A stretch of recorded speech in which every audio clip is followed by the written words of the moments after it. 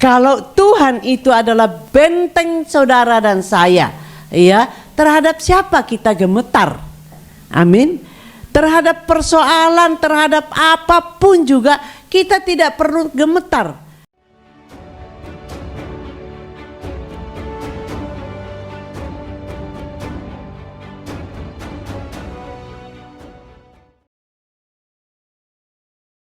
Di dalam berita-berita di dunia ini, berita itu sangat mengagetkan, membuat kita bisa lemah, membuat kita bisa pikirannya tidak karu-karuan.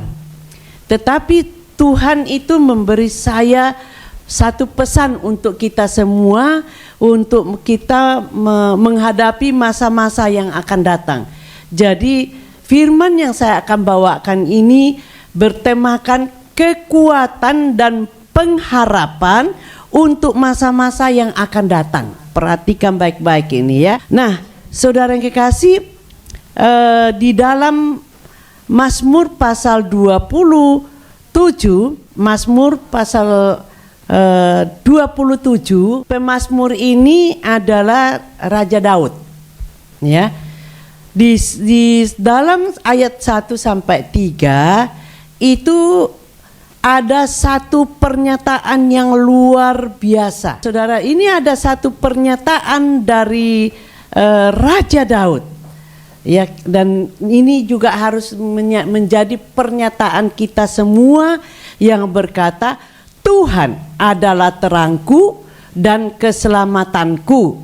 Kepada siapakah aku harus takut? Tuhan adalah benteng hidupku. Terhadap siapakah aku gemetar? Nah, di ayat 2 sampai dengan 3 itu adalah masalah yang kadang-kadang menyerang kita. Itu sebabnya ada pernyataan dari Daud ini yang berkata, ya, Tuhan adalah terangku. Yang pertama, Tuhan adalah terang saudara dan saya, itu harus dinyatakan, diperkatakan, sehingga saudara, telinga kita mendengar, jiwa kita merasakan, dan terjadi menjadi terang dalam jalan kita. Karena kan ada firman berkata, firman Tuhan adalah suluh bagi jalanku, terang bagi kehidupanku dan keselamatanku. Nah, di sini Daud berkata, kepada siapa aku harus takut? Kalau Tuhan itu adalah benteng saudara dan saya, ya, terhadap siapa kita gemetar? Amin.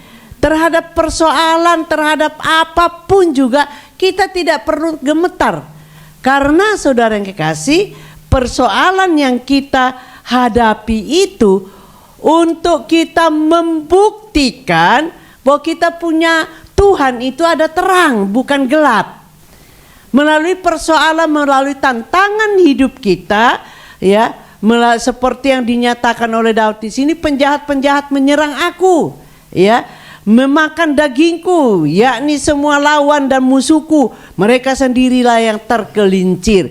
Nah, dengan adanya masalah, persoalan, tantangan hidup yang kita hadapi, persoalan mengepung kita, seperti ayat 3, sekalipun tentara berkemah mengepung aku, tidak takut. Nah, ya, tidak takut hatiku, ya, hati ini yang penting. Hati kita boleh aja aku enggak takut, tapi kalau hatimu gemetar, kalah sudah, ya. Jadi yang penting ini hatiku. Makanya kenapa GBI punya prinsip GBI sehati.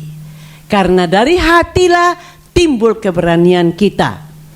Seperti yang saya tadi saksikan, dari hati saya sadar, lalu kemudian saya menanggapi. Tuhan berkata, semua tekanan itu sudah diangkat oleh Tuhan. Hati saya bersukacita, hati saya berkobar-kobar, hati saya tidak lagi menjadi tertekan. Karena firman Tuhan sudah menjadi rema bagi kehidupan kita. Dialah benteng kehidupan kita yang luar biasa. Amin. Nah, di situ dikatakan sekalipun timbul peperangan melawan aku, dalam hal itu pun aku tetap percaya. Kita harus tetap percaya walaupun banyak tantangan. Nah, ada orang berkata begini, Cik, saya semakin mempelajari, semakin baca Alkitab setiap hari, makin pergi gereja, doa puasa, makin lakukan persepuluhan, makin. Tapi kenapa masalah demi masalah kok datang menumpukin saya? Saya ngomong puji Tuhan. Dia bingung, saudara. Loh, kok puji Tuhan? Loh iya, melalui masalah itu, melalui tantangan hidup itu, kamu akan melihat Tuhan ada beserta engkau. Nah, saya sering pakai istilah begini. Jangan membiarkan Roh Kudus nganggur. Apa yang Roh Kudus akan kerjakan kalau tidak ada masalah? Halo? Masuk? Saya berharap ini masuk, saudara, di pikiran kita, di hati kita. Kalau tidak ada tantangan, misalkan ya, majikanmu tiba-tiba ucuk-ucuk berubah, ya, berubah cerewet, jangan mengucapkan kok jadi cerewet. Tuhan berkata apa yang kita ucapkan akan terjadi. Jadi katakan, majikanku semakin baik, walaupun kenyataannya belum. Ini bukan soal palsu loh, ya. Kita mengimani majikan kita semakin baik, ya, semakin nggak rewel, semakin mengasihi. Nanti saudara, waktu saudara terus memperkatakan bahwa majikanmu baik, maka itu akan terjadi sesuai dengan bilangan pasal 14:28 itu. Apa yang kita perkatakan itu yang akan Tuhan kerjakan. Itu janji Tuhan, itu perkataan Tuhan. Nah, saudara yang kekasih, kita melanjutkan ke ayat yang keempat. Ayat yang keempat. Di sini saudara, ayat yang keempat, kita perlu ada permintaan dan keinginan. Satu hal telah kuminta kepada Tuhan, itulah yang kuingini. Jadi kita perlu minta sesuai dengan keinginan kita, tapi bukan keinginan daging, ya. Ini keinginan dikatakan diam. Jadi ini Daud meminta kepada Tuhan, dan itulah keinginan dia untuk diam di rumah Tuhan seumur hidupku. Ini bukan berarti saudara setiap hari di gereja, ndak usah kerja. Ya, aku ndak punya makanan untuk kasih makan saudara. Ya, ini artinya saudara berada di dalam hadirat Tuhan. Amin. Ya, saudara berada di dalam hadirat Tuhan seumur hidup saudara. Terus di dalam tinggal di dalam hadirat Tuhan, saudara akan menyaksikan kemurahan Tuhan dan menikmati baitnya, yaitu hadirat Tuhan. Karena apa? Saudara akhirnya melihat mujizat demi mujizat terjadi. Ya, mujizat demi mujizat terjadi. Nah, saya waktu memberikan sambutan atau mengucapkan terima kasih kepada kemanakan-kemanakan saya, di situ ada suami istri, masih tetap ponakan saya, tapi dia menyeberang. Yang satu suami atau ponakan saya ini juga menyeberang. Lalu Roh Kudus, adik saya sudah ngomong, jangan singgung-singgung soal agama ya. Apa tuh, karena dua orang ini ya bla bla bla gitu ya, dia jelaskan, saya tidak perlu menyinggung di sini. Nah, saudara, saya ngomong kepada semua di dalam ruangan, Tuhan Yesus itu tidak mengasihi hanya orang Kristen. Karena Yohanes pasal 3 ayat 16 berkata, karena demikianlah Allah mengasihi isi dunia ini. Dia tidak berkata karena demikianlah Allah mengasihi orang Kristen ini, ya, semua saya. Jadi saya jelaskan. Jadi saya punya mata terfokus kepada mereka ini. Jadi mereka tuh mantuk-mantuk begini saudara, ya. Ini terus dalam berapa hari itu saya terus mendekati yang satu ini, yang satunya karena dia buka warung, jadi saya ndak bisa ketemu lama-lama. Tapi yang ini ikut sampai hari Sabtu baru dia pulang. Jadi saya nggak ngomong ikutlah Yesus, saya ndak memaksakan. Tapi waktu saya sampaikan itu dia ini ya mantuk-mantuk. Nah dalam perjalanan kami pergi sama-sama selalu saya bilang, kamu duduk di depan AI, kamu duduk, tak panggilin terus tak panggilin. Saudara, melalui itu saya salurkan kasih. Ya saya kasih di makanan saya ini, pokoknya terus saya bilang sama adik saya, nggak usah kita ngomongin harus masuk Kristen, nggak usah. Tunjukkan aja kasih. Melalui kasih yang kita tunjukkan itu dia akan merasakan, pasti itu. Ya karena ada orang-orang yang berdoa untuk dia. Nah, saudara yang kekasih di dalam Tuhan. Jadi pada waktu kita meminta kepada Tuhan untuk terus berada dalam hadirat Tuhan, bukan berarti tidak ada masalah lagi. Nah, di dalam dikatakan menyaksikan kemurahan Tuhan itu artinya sedang menghadapi masalah. Oleh kemurahan Tuhan mengerjakan masalah itu, kita jadi menikmati masalah yang kita hadapi itu dikerjakan oleh Tuhan, kita menjadi pemenang, jadi kita nikmati kemenangan. Amin. Nah ini jadi mulai sekarang jangan takut dengan masalah, panggil malahan, tapi jangan membuat masalah orang lain. Iya. Jadi saudara yang kekasih, waktu kita sedang kita sedang menikmati itu, wah luar biasa saudara. Ya. Nah lalu kemudian selanjutnya ayat yang kelima, sebab ia, nah ini harus saudara percaya, sebab ia melindungi aku dalam pondoknya. Pada waktu bahaya, ia menyembunyikan aku dalam persembunyian di kemahnya. Ia mengangkat aku ke atas gunung batu. Nah, ini sebagai contoh saudara yang kekasih. Tadinya mungkin saudara keluar dari Indonesia, ada memang karena ekonomi, tapi ada juga karena pelarian. Nah, sampai di Hong Kong, saudara, cara Tuhan melindungi itu, saudara pergi ke Victoria Park. Nah, lihat saudara-saudaramu sedang tikar di situ, saudara bingung ini orang kena ngapain? Dengar puji-pujian di situ, masuklah saudara nyemplung di situ.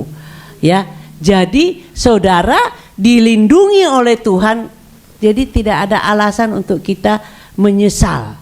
Ya, setiap waktu Tuhan itu melindungi kita dalam pondoknya hadiratnya. Waktu bahaya, ia menyembunyikan saudara dan saya dalam persembunyian di kemahnya, yaitu dalam hadiratnya. Ia mengangkat saudara dan saya. Ya saat ini yang belum masuk dalam pelayanan, saudara pasti akan diangkat oleh Tuhan seperti tadi. Ya 3 saudara kita itu lari-lari terus. Ya tapi saya tidak pernah putus asa. Saya bilang waktumu Tuhan, waktu yang terindah. Saya percaya Tuhan akan tangkap. Ya ada yang tengah tadi itu kalau lihat saya lari. Saya bilang mau lari kemanapun juga kamu tidak akan bisa lari dari doa saya. Halo? Tepuk tangan dong untuk kamu lihat. Nah hari ini terbukti. Itu sudah belasan tahun itu saudara. Ya, kalau yang satu sebelah sana itu memang dulu WL, tapi karena panggilan ke Indonesia lalu dia balik. Dan kemudian tidak pergi ke rumah om tante, tapi dia kembali ke rumah papi maminya. Amin. Jadi pesan hari ini kalau lagi pulang ke Indo, waktu balik ke sini atau temanmu ada yang balik ke sini, ingatkan balik ke rumah papi, ke rumah kita, jangan pergi ke tempat lain, ke tempat om gitu ya. Jadi saudara saling menolong satu dengan yang lain. Nah lalu kemudian ayat yang ke-10. Ayat yang ke-10 di situ berkata, sekalipun ayahku dan ibuku meninggalkan aku, namun Tuhan menyambut aku. Sekalipun keluargamu, sekalipun mungkin suamimu meninggalkan engkau, tapi ingat, dia itu menyambut saudara dan saya. Dia tidak pernah melihat latar belakang kita. Dia tidak pernah melihat kelemahan kita. Yang satu hal, dia terima kita, dia menyambut kita untuk dia perbaiki. Apa saja yang kita perbuat itu menyakiti hati dia seperti saya. Ya, saya ini sangat menyakiti Tuhan, saudara. Meskipun saya orang Kristen, menyakiti Tuhan dengan cara apa? Suka cari dukun-dukun. Untung Tuhan itu sangat sabar sama saya. Sampai saya ditangkap oleh dia dan saya dikembalikan menjadi percaya. Ya, saya percaya, tetap percaya. Karena apa, saudara? Kalau saya pergi ke dukun, saya dikasih jimat. Dia pesan, jimat ini tidak boleh dibawa ke WC, tidak boleh dibawa ke orang mati. Waktu dalam perjalanan pulang saya pikir, jimat ini berarti kalah dengan WC. Loh iya kan? Bagaimana bisa menolong saya? WC aja ngalahkan dia. Jadi apa yang terjadi? Saya pulang sampai ke kos-kosan, saya buka, saya masukkan di WC supaya mati di dalam sana. Lah ngapain juga pergi? Itu saya bingung juga gitu. Kenapa ngapain saya pergi cari-cari lah kok dapat dibuang masuk ke WC, Mas Yusuf. Tapi kemurahan Tuhan, untung Tuhan Yesus belum datang waktu itu. Coba lah saya masuk neraka, saudara. Saya mengucap syukur untuk itu. Sehingga saya kembali disambut. Nah, ini rema bagi saya pada waktu itu. Waktu saya baru mulai ngikut persekutuan doa, tiba-tiba ada seorang hamba Tuhan datang. Perempuan ya, ibu ya, bukan laki. Saya dipeluk, terus dia berkata, sekalipun ibumu dan ayahmu dan ibumu meninggalkan engkau, Tuhan berkata, aku Tuhan menyambut engkau. Saya sampai kaget. Kok tahu kalau saya ini ditinggalkan ayah ibu saya? Saya buka mata. Di mana dia? Kok dia tahu? Nah, orangnya merem, saudara. Tapi ini menjadi rema. Inilah titik balik saya kepada Tuhan dengan sungguh-sungguh. Ya.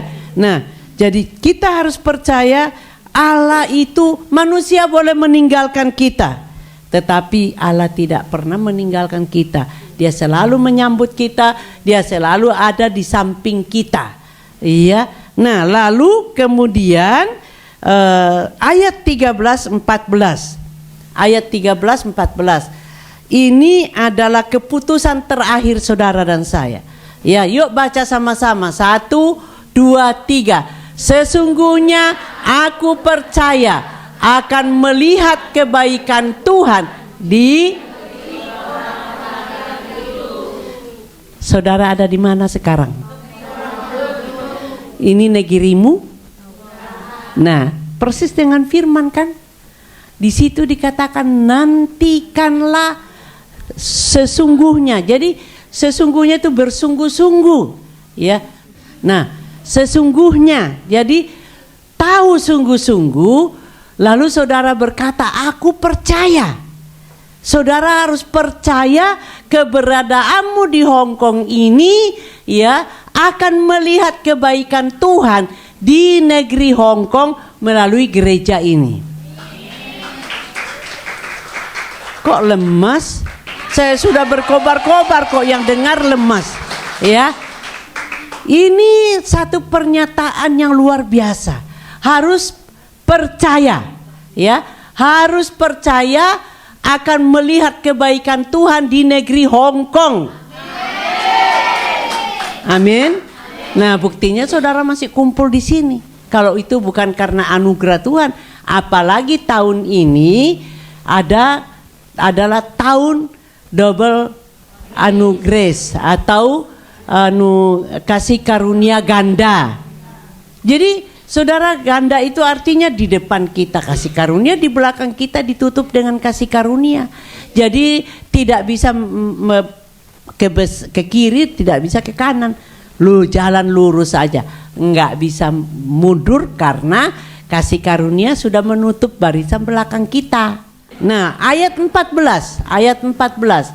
Nantikanlah Tuhan, kuatkanlah dan teguhkanlah hatimu. Ya, nantikanlah Tuhan. Saudara yang kekasih, kita diminta supaya senantiasa menanti-nantikan Tuhan. Apapun yang saudara akan lakukan, biarlah ada komando dari Tuhan yang diberikan kepada kita. Ya, baik itu melalui perpuluhan kita nantikan Tuhan. Tuhan, aku mau memberi perpuluhan, ya, ke gereja, persembahan khusus, persembahan apa saja, saudara bawa ke hadapan Tuhan dulu. Karena yang akan memberkati saudara itu melakukan firman-Nya itu adalah Tuhan. Seperti persepuluhan, bawalah seluruh persembahan persepuluhanmu ke rumah Tuhan. Ujilah aku kalau aku tidak membukakan tingkat-tingkat, ya bukan berarti terus lalu terus duit turun, enggak. Nah, tapi dia janjinya dia akan melepaskan kita dari belalang pelahap. Nah, ada satu peristiwa waktu saya baru 21 tahun yang lalu. Waktu itu saya kekeh banget ngajarkan tentang perpuluhan. Waktu saya ngajarkan itu, saya akhirnya diberi julukan pendeta perpuluhan. Kenapa saudara? Saya mau pergi pelayanan di satu tempat di Satin. Nah, saya menunggu bis. Di situ bisnya panjang sekali. Di paling depan ada bekas jemaat kita. Lalu tengah ada yang masih menetap di kita. Saya di belakang. Tapi mereka nggak tahu kalau saya ada di situ. Dan saudara, mereka lalu sapa-sapaan. Apa kabar? Terus yang satu tanya, kamu sekarang bergereja di mana? Oh, saya sudah ya pokoknya sudah pergi. Terus dia bilang, lah kamu? Oh, saya masih di tempatnya Kobobi. Oh, kamu masih tetap di tempatnya Kobobi. Aduh, apalagi kalau Cik Nelly yang khotbah itu yang ngomongkan persepuluhan. Wah, itu pendeta perpuluhan dah. Sakit enggak saudara? Mendengar itu kayak ditusuk sakitnya itu di sini. Lalu saya pergi pelayanan, pulang, saya masuk dalam hadirat Tuhan. Saya bilang, Tuhan, mulai sekarang aku enggak mau khotbah perpuluhan lagi. Tuh tadi dengar saya itu dikasih predikat pendeta perpuluhan. Saya terus diem. Terus Tuhan ngomong di hati saya, kalau jemaat enggak kamu ajarin dan jemaat tidak diberkati, itu tanggung jawabmu. Karena aku memberkati jemaat itu melalui perpuluhan. Aku akan membukakan mereka berkat-berkat yang baru. Aku akan mengusir belalang pelahap dari hidup mereka. Kalau kamu mengajarkan. Jadi kalau kamu sekarang berhenti menceritakan, mengajarkan tentang perpuluhan, jemaat tidak akan diberkati. Waduh. Terus Tuhan bilang, tanggung jawabmu. Wah, lah kalau tanggung jawabku gimana? Ya udah, saya bilangnya, oke baik Tuhan, baik. Yang penting tanggung jawab Tuhan, dan Tuhan buktikan loh ya firman itu yang saya inikan, yang saya sampaikan. Nah, puji Tuhan, kira-kira minggu berikutnya saudara, ada beberapa yang datang. Dia berkata, terima kasih. Waktu itu kami masih dipanggil Bapak Ibu. Bu, terima kasih. Dengan saya melakukan persepuluhan yang diajarkan oleh Bapak Ibu itu dulu itu setiap bulan dari keluarga saya di Indonesia yang busi lah, yang anak saya kecelakaan lah, yang orang tua masuk rumah sakit bolak-balik lah, dan macam-macam, sampai akhirnya gaji saya belum selesai akhir bulan sudah habis. Tapi setelah saya mendengar pelajaran dari Bapak Ibu, saya kerjakan sungguh-sungguh, saya lakukan persepuluhan terutama. Nah, Saya sudah 6 bulan ini tidak ada berita dari Indonesia yang bapak ibu masuk rumah sakit, anak saya kehabisan busi dan macam-macam. Sehingga gaji saya sejak saya praktekkan perpuluhan itu masih utuh. Halo? Jadi saudara, perpuluhan itu bukan untuk kami, karena Tuhan tanya, perpuluhan itu masuk kantongmu enggak? Enggak. Nah, kenapa kamu takut mengajarkan? Ya soalnya tadi itu loh Tuhan. Ya kamu ngapain kata orang? Apa kata orang? Apa kataku yang kamu lakukan? Amin. Nah, lalu kemudian selanjutnya saudara yang kekasih, ya, keputusan terakhir kita adalah kita menantikan Tuhan. Dalam menantikan Tuhan, saudara diberi kekuatan dan diteguhkan hatimu untuk menantikan Tuhan. Nah, dari bagian pertama ini, supaya terjadi maka ada syaratnya.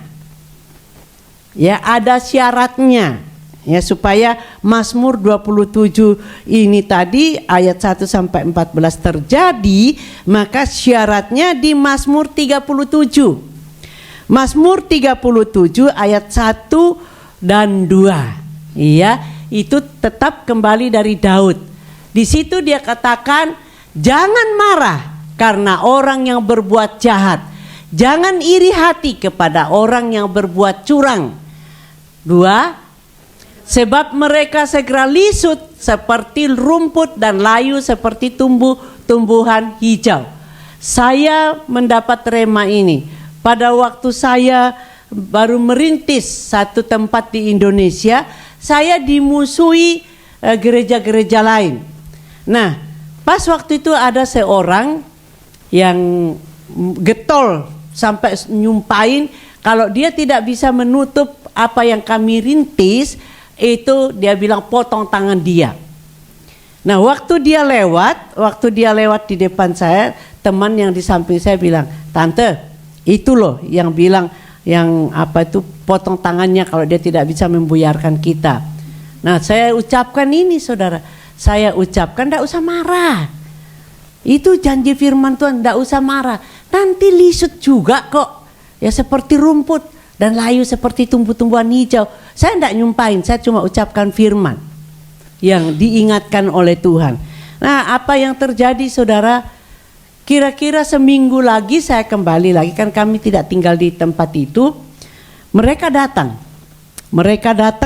dan berkata, "Tante," beberapa itu, ada yang manggil Ci, ada yang manggil Tante. Terus bilang begini, "Itu yang nyumpahin kita, tahu ndak? Istrinya dibawa lari sama sopirnya." Saya langsung ngomong, "Terus jangan bergembira karena yang memusuhin kita itu jatuh. Ndak boleh."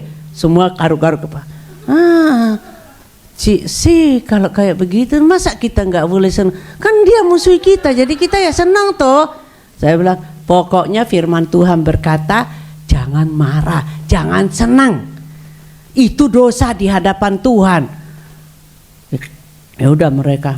Udah jangan, ada yang ketus begini. Udah jangan ngomong sama tante, jangan ngomong sama Cik. Pokoknya itu memang ini kok. Oh ya, ngomel-ngomel. Saya bilang ngomel sampai kapanpun saya tetap pada prinsip saya, tidak boleh senang karena orang yang memusuhi kita jatuh. Kan kebanyakan kan, wah Tuhan membalas tuh. Nah, siapa bilang? Enggak boleh ya. Jadi saudara dengar juga sekarang, kalau ada misalkan mertuamu, nah ada yang haha, ya, memusuhi kamu, lalu dia sakit, yo syukur lah. Lah kalau dia sakit, uangnya siapa yang keluar? Uang suamimu juga kan? Ya harusnya didoakan cepat sembuh Tuhan, uangnya suamiku nanti habis kalau sakit-sakitan. Nah ini kebalikan, ada yang bersyukur. Satu contoh begini, ada temanmu, saya juga nggak tahu, dia tuh marah-marah sama saya gara-gara majikannya. Nah katanya majikannya tuh kayak pokoknya ini singkatnya itu dia bilang gini, aku berdoa supaya dia celaka. Ini. Saya dengerin aja. Habis itu saya ngomong sama dia, yang gaji kamu setiap bulan siapa? Ya Singsang. Yang kamu doain supaya cilaka siapa? Ya Singsang. Lah kalau dia cilaka, siapa yang akan gaji kamu? Oh iya juga ya. Jadi saudara yang kekasih, jangan emosi sampai saudara mengeluarkan kata-kata yang tidak baik untuk dirimu sendiri. Ya, jadi dia akhirnya sadar dan ya upahnya saya terima. Upah habis dimarah-marahin, minggu dia datang. Dia bawa satu kantong buah dan lalu kemudian dia bawain amplop. Nih Bu, terima kasih diingatkan, nih buah. Terus habis gitu ini persembahan. Saya bilang persembahan untuk gereja, masukkan gereja. Enggak, buat ibu, kan ibu yang melarang saya sehingga saya tidak berbuat jahat. Jadi ini untuk ibu. Oh iya, 1 bulan gaji saudara. Jadi saya ngomong sama, lah terus kamu nanti apa itu pakai apa kalau kamu kasih ke saya semua? Saya nggak mau serakah ya, tapi karena ya dia tulus. Nah ada kok Bu, ada. Itu kami masih dipanggil ibu saudara. Nah ini saudara tahu karakter, maaf ya, mana itu si Rinta ya. Ini karakter dari Batak kan, saudara. Tapi saya bersyukur melalui dia seperti begitu sama saya, dia jadi lembut karena Roh Kudus. Amin. Nah lalu kemudian saudara, kembali syarat itu adalah kita tidak boleh marah. Tidak boleh marah. Nah jalan keluar untuk kita bisa mendapatkan dari Mazmur 27 sampai dengan selesai tadi itu, yang pertama tidak boleh marah. Yang kedua ayat 3. Percayalah kepada Tuhan, lakukanlah yang baik, diamlah di negeri dan berlakulah setia. Jadi walaupun majikan agak jahat, agak cerewet, tapi Tuhan bilang tetaplah percaya kepada Tuhan. Karena hanya Tuhan yang akan merubah. Saudara dan saya ngomel-ngomel kayak apapun ya juga tidak akan berubah kan. Jadi kita percaya, pertama percaya kepada Tuhan, tetap melakukan, bekerja dengan baik. Jangan terus banting-banting, segalanya dibanting di rumah karena takut melawan, yang dilawan pintu, yang dilawan. Kok kasihan tuh kursi-kursi tempat tidur digebrak-gebrak semua ya. Lalu kemudian jangan melawan, artinya tutup mulut, diam, tetap di situ dan tetaplah setia. Halo, jangan terus kurang ajar, tak terminit kamu ya, kamu terminit majikan. Saudara sekarang tidak gampang-gampang dapat visa. Peringatan. Itu yang kedua. Yang ketiga, ayat yang keempat. Baca sama-sama, 1, 2, 3. Dan bergembiralah karena Tuhan, maka Ia akan memberikan kepadamu apa yang. Jadi Tuhan tidak mau kita ngomel-ngomel. Tuhan tidak mau kita bersungut-sungut. Tuhan tidak mau kita sedih. Tapi kuncinya adalah bergembira. Jadi yang pertama percaya, yang kedua bergembira karena Tuhan, ya, karena Tuhan. Yang ketiga, ya, yang keempat, ayat yang kelima. Ayat yang kelima, 1, 2, 3. Serahkanlah hidupmu kepada Tuhan dan percayalah kepadanya dan Ia akan. Nah, huruf besar Ia itu adalah Tuhan yang akan bertindak. Bukan saudara yang bertindak, tapi Tuhan yang akan bertindak melalui kehidupan saudara dan saya. Jadi saudara yang kekasih, syaratnya tidak boleh marah, yang pertama, yang kedua percaya, yang ketiga bergembira, yang keempat menyerahkan hidup kita sepenuhnya. Persoalan apapun kita serahkan kepada Dia. Di dalam kepercayaan kita, di dalam, kan biasanya kalau lagi dapat ini mana bisa bergembira, tapi paksakan dirimu bergembira. maka Tuhan janji di situ Ia akan memberikan kepada kita apa yang diinginkan hati kita.